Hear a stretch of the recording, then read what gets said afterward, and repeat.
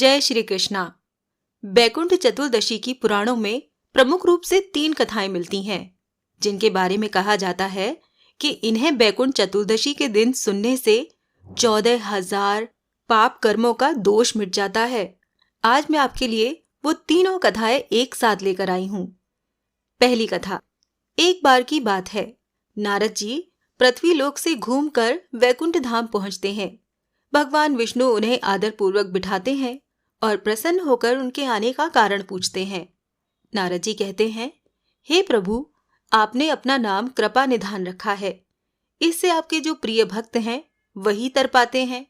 जो सामान्य नर नारी हैं वो तो वंचित रह जाते हैं।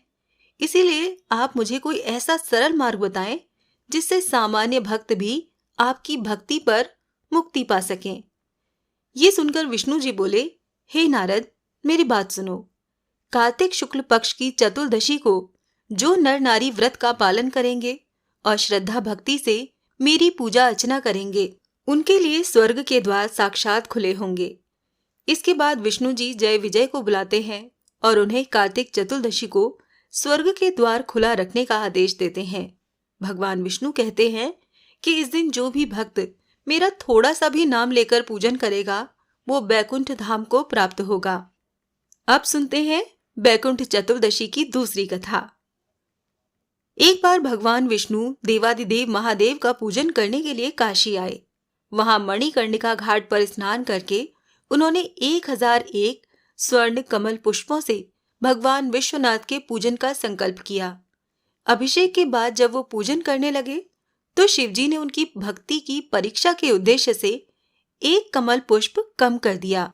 भगवान श्री हरि को पूजन की पूर्ति के लिए 1001 कमल पुष्प चढ़ाने थे।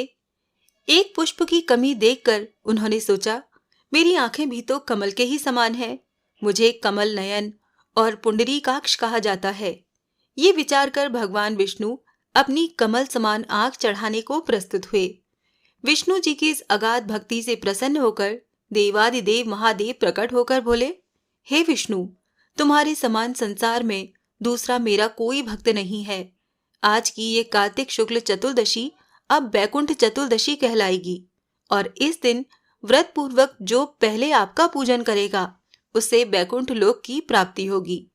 भगवान शिव ने इसी बैकुंठ चतुर्दशी को करोड़ों सूर्यों की कांति के समान वाला सुदर्शन चक्र विष्णु जी को प्रदान किया। शिव जी तथा विष्णु जी कहते हैं कि इस दिन स्वर्ग के द्वार खुले रहेंगे। मृत्यु लोक में रहने वाला कोई भी व्यक्ति इस व्रत को करता है वो अपना स्थान बैकुंठ धाम में सुनिश्चित कर लेता है। अब सुनते हैं तीसरी कथा।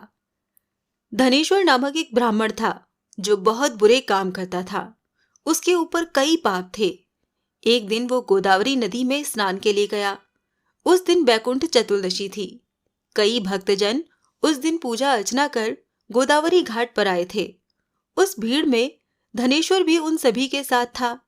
इस प्रकार उन श्रद्धालु के स्पर्श के कारण धनेश्वर को भी पुण्य मिला। जब उसकी मृत्यु हो गई तब उसे लेकर यमराज गए और नरक में भेज दिया।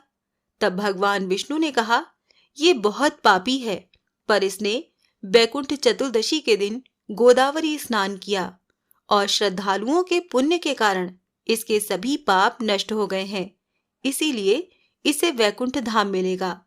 अतः धनेश्वर को वैकुंठ धाम की प्राप्ति हुई।